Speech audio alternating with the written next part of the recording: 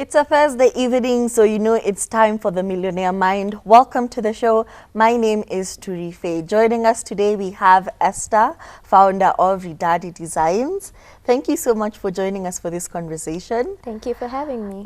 Please introduce yourself and what you do. Okay, thank you once again for having me. My name is Wanjiku Macharia, but some call me Esther. I run an interior design business. It's also, we also do a bit of construction as well. It's called Rad Design Studio, yeah. So we take on from projects running from construction, interior design, architectural, styling, staging of properties, real estate. Like we are a full house interior design firm. So our main approach is to come in and make the space functional as opposed to like when it's just there and doing nothing. So that's what we do. Because I think that's a huge challenge we've seen, especially with spaces. It's a living space. It looks very beautiful, but it's not very functionable. Absolutely. So now how do you, make these two ends meet? There's looking very nice, very stylish, very state-of-the-art, very unique, because nobody wants to do what everyone is doing. So there's that component, and then there's, it has to be functional. I understand you want a seat that looks like water, but it has to be functional. How do you make these two things meet? Well, it's funny you ask, because one of my design philosophies as an interior designer, even in my own project, I put together form, function, and aesthetics. Those two must always go together. In any project that I take on, those two must go together. I will never find myself in a situation where I'm only looking at it from an aesthetic point of view, but the function is missing, or I'm just working on the function, but the aesthetic is missing. Those two must dance together. So with this approach, I'm able to take on a project, and I'm able to implement the concepts or implement whatever ideas I have in mind with ease, without having to worry about one not working and the other working, or something goes wrong in the middle. So that is my approach. Function and aesthetic must go together. So you clearly know what you're doing. You clearly know what's going on. You're not depending on Pinterest and mood boards. You clearly have, some form of education behind this, and some kind of, this is what works and this is what can work with this. So how did you find yourself in the line of interior design? Is it something you went to school for? And how long have you been in the game for? All right. So my story starts from way back. Actually, I didn't start as an interior designer. Allow me to take you down memory lane. I started out as a stationery business. Okay. My entrepreneurship journey started from a really young age, as young as 8 years. Oh. Yeah. Okay. I used to make this bookmarks, like this Bible bookmarks for my local church. And I used to sell them for 5 shillings and 10 shillings. I was rich. Wow. I can only imagine. Yeah. You are raking them millions. Yes. And fast forward, and people started to realize my talent and what I do and my creativity, and they would come to me and tell me, I want this done, I want this card made. I would do birthday cards, I would do wedding cards, and all these are handmade, by the way. They are all handmade. And so I used to have a lot of paper, a lot of glue, and I'd stick things together and put a lot of ribbon. And you make something look so nice, and the minute you sell it to this person, even if you wanted to sell it at 20 bob, this person will buy it, because they can see there's a lot of creativity and passion that goes into it. So that is how I started. And then I grew into the stationery business, and then people started now giving me bigger jobs. Like now I do weddings, like the stationery, and now I do even decor. And then now I decided, okay, let's do this like full time. So I went ahead and got a name. I got the name Ridadi. So that is where Ridadi started from. Ridadi is from the word Maridadi, meaning beautiful. So so that was Ridadi, and it was Ridadi Creation. So that is just like that is actually my other business on the side. I do events and gift hampers and all those like cute stuff. And then fast forward, due to that passion and that creativity side, I enrolled in, I grew an interest in design and like just beautiful spaces that look nice, that are appealing to the eye. And I enrolled in a school, and I did the course for 3 years, and I graduated. I passed. Good for you. Yes. Yeah, so I also got into like apprenticeship. Like I would like look for jobs to do while still in school. Yeah, just to practice the skill and to know like what I'm doing, as how can I implement it in the industry. So I've been around. I've been around, and by the time I was leaving employment, I knew what I wanted to do, and I knew how to go about it. I felt I'm ready and equipped to actually go for it.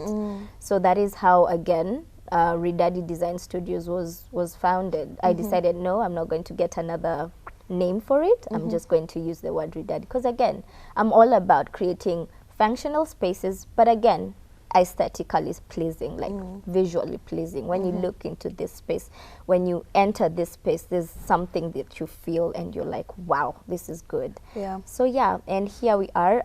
It's been since 2019. That's how many years? 6? 2019. 5? 2020, 2021, 2022, 2024. Yeah. 4 years. 4, 5 years, yeah. And here we are. We're still learning. We're still growing. And yeah, it's been good so far. Awesome. So Yeah. you started your business at the peak of the pandemic, or rather just before we went into a pandemic season, and you'd mentioned you'd just left employment. So now how was that transition from, I've just quit my job, I am starting my passion project, this is what is going to make money for me, and now here's the pandemic. How were you able to navigate that? Looking back, it's funny because right about that time when I was starting my business, I was also expectant with my second baby. So there was all this like dynamics happening, like you're just getting a new baby, there's a new business, there's a pandemic going on. So it's a lot of emotions, a lot of like up and down. But I think the one thing that made me pull through is consistency, like just keep at it. No matter what happens, just keep at it. Yes, there were challenges. I mean, nobody's coming out to play. True. And nobody knows much about your business because you're not allowed again to step out. But I must say, as the pandemic progressed, I could find myself getting clients, and it turned out actually to be a really good time for my business. I could get really good clients, high-end clients, because everybody's indoors, and that is when you realize You evaluate your living space. Exactly, like Yeah. you walk into your space and like, oh, I didn't know there was something missing there. Oh, this chair looks really horrible. Oh, this bedroom needs a revamp, you know. So that was a really good time. It was challenging starting, but as we went, it turned out to be one of the best years for me. Awesome. Yeah. Good that worked out for you. So now tell us about, starting a business, how the transition was from employment, expecting your monthly paycheck, to you now having to pay yourself and probably others. How was that transition? How do I put it?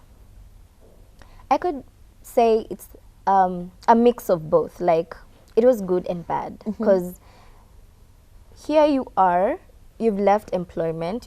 There's that comfort that comes with employment. True. Like, at the end of the month, I'll get my paycheck. At the end of the month, my bank will be, my bank account will be full, So no matter what you do, whether you close a sale or not, the money still comes in, yeah?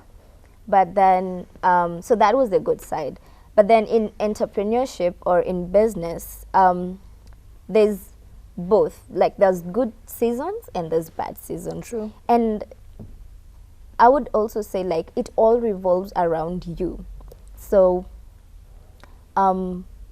whether you make a sale or not, you have to put in the work really, because if you don't, you won't get anything. True, true.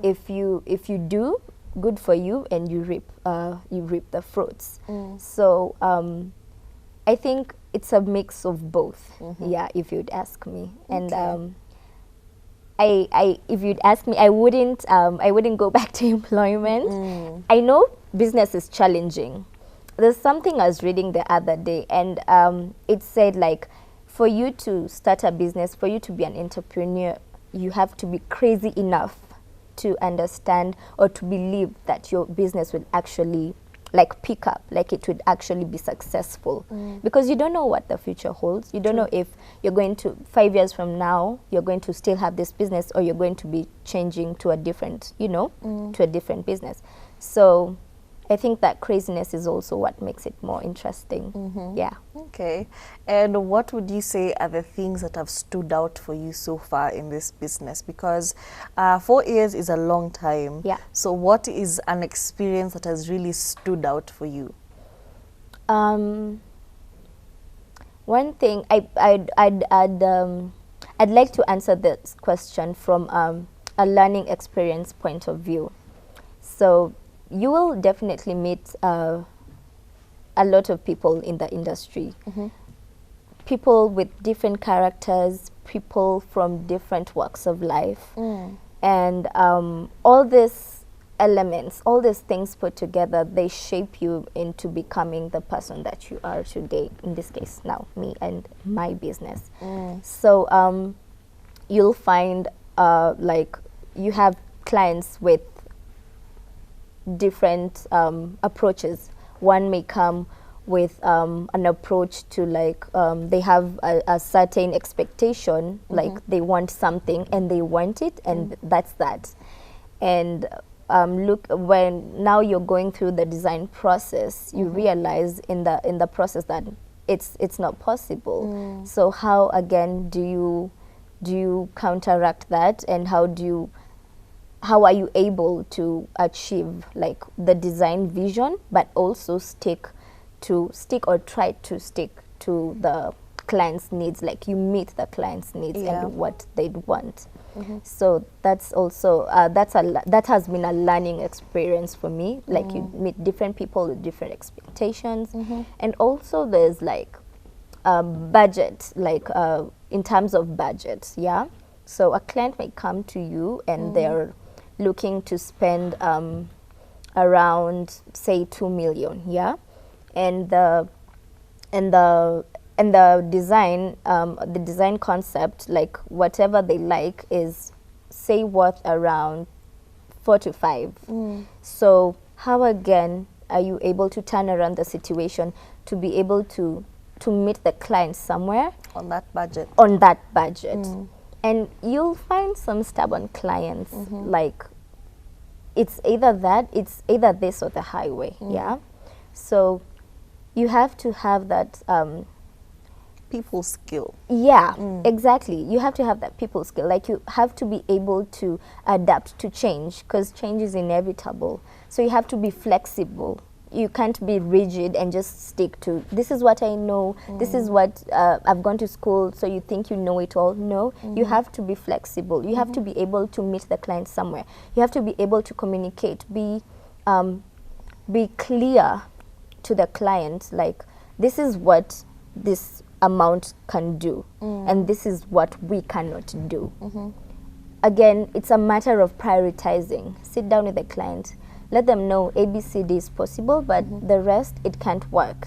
So you want this, it could work, but what do we prioritize? What do we leave behind? So perseverance, patience, flexibility, adapting to change, all these aspects have molded me into the person I am today. Awesome. So now let's talk about taxes. I'm pretty sure starting off your business, it was more sustainable because it's all of, you know, at a very young age, things that are accessible to you. You have paper, you make bookmarks, you have ribbons. So these are things that were locally sourced and they were sustainable for that season. Yeah. But as your business is expanding, you need more. So now I am assuming there's the need for importation of things, especially if you're working with clients who want something they saw off of the internet or on a movie. I saw David Beckham in the documentary and this is what he had. I want the same thing but with this budget. So now there's the need to import goods.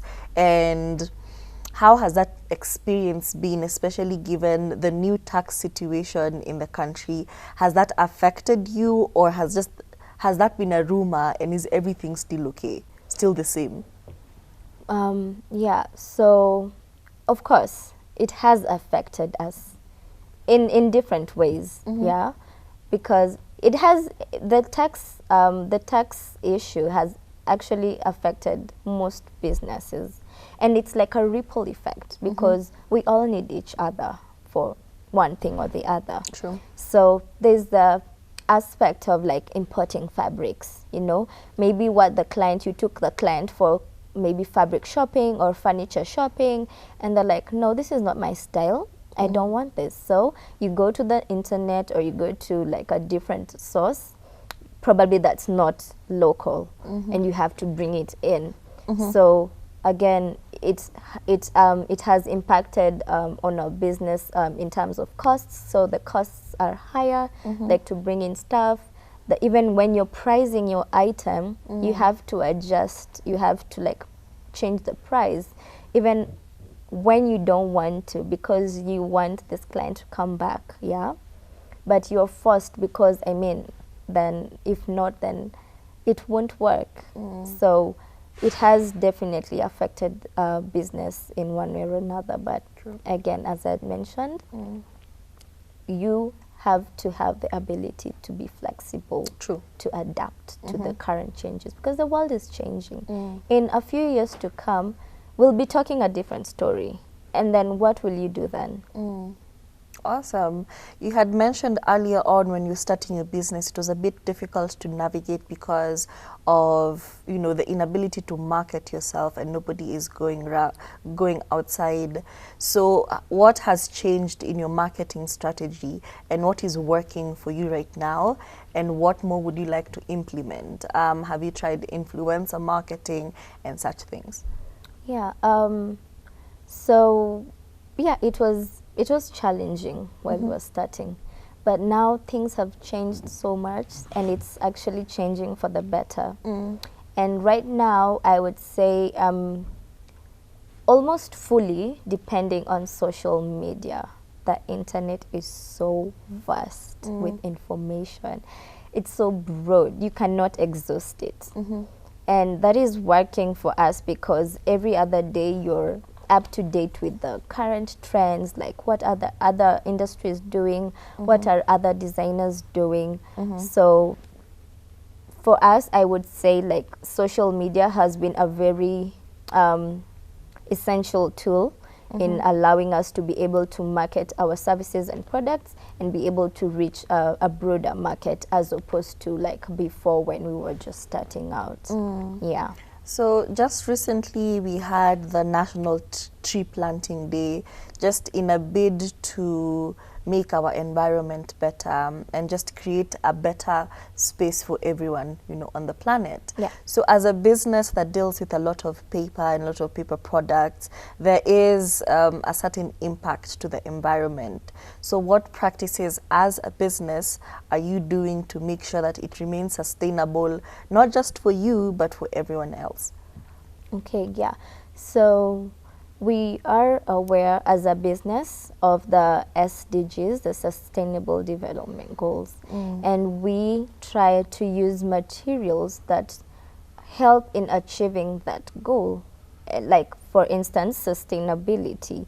And this is in terms of like using cost-efficient materials, less consumption energy, like light fixtures, LED fixtures. All these are enabling us to be able to impact in the sustainability awareness that's going around. So even sometimes when we're making, say, one of the main materials that we use is wood. We have a lot of wood, especially in furniture, in flooring, and other like pieces that are used around a space. So instead of like putting away that extra wood or that waste wood, we turn it into something that can be reused, something that we can recycle. For instance, like what you can see here, we have like jars, like reusable jars that you can use in your house. You can use it for tea, you can use it for sugar or salt or even jewelry. Like we'd like to give back to the environment, and we make sure that we are very respectable of the environment around us, and that way we are fully aware. Like that awareness is very important to us. So reuse and recycle is what we go for. Awesome. Yeah. Okay, so you started it as an interior design, you know, helping people out. It was an entrepreneurial journey. But now, how did you now start selling products of your own? Okay. It came about because of like there was a need, like there was a demand for such products, like products that you can use around the house. So other than just going to a client's house or like going to a site visit and just designing for a client or just doing the basics around design, we also incorporated other items like furniture, like soft furnishings, curtains, cushions, just things that can be like tangible things that can be used around the house. So there was that demand, and we felt it was an opportunity for us to jump at it and like grow our business more. Okay. Yeah. From the beginning of the show, it has been Esther, me, myself, and I. So now, over the years, as you are expanding, as you are incorporating new products and new things into the business, have you expanded manpower, or is it just a one-woman show?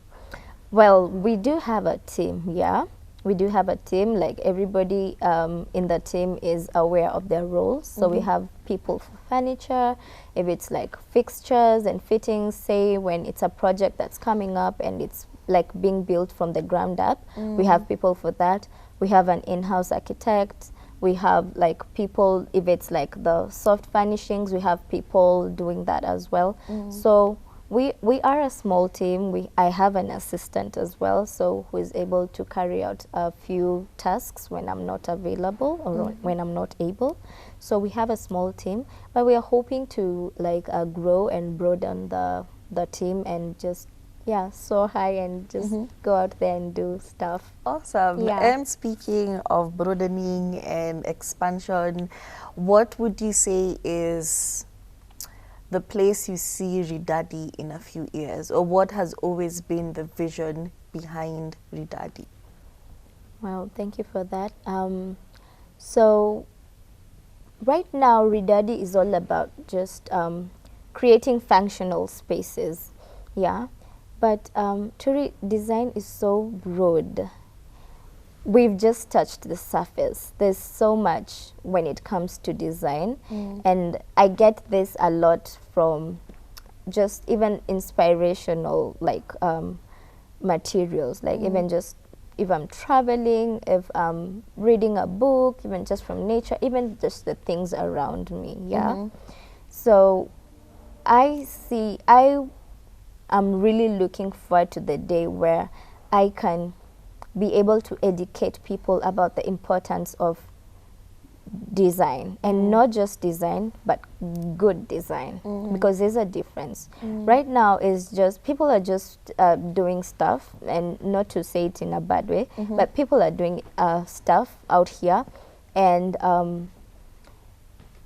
they may come off as designers, but there are key elements that are not put in place.